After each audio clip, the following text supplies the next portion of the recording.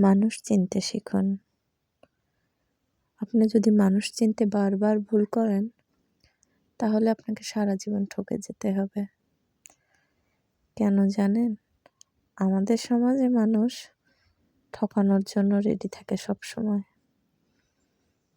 কারোর ভালো কেউ কখনো দেখতে পারে না। তার জন্য আপনাকে আগে মানুষ চিনতে হবে। কে আপনাকে ভালোবাসছে, কে আপনার ক্ষতি চাচ্ছে, জেনেই মিশতে হবে মানুষের সাথে। মানুষ চেনাটা বড় একটা কঠিন ব্যাপার, কিন্তু এই মানুষ চেনাটাই আগে দরকার। আশেপাশের মানুষ যতটা ভালো দেখায়, ততটা ভালো তারা থাকে না।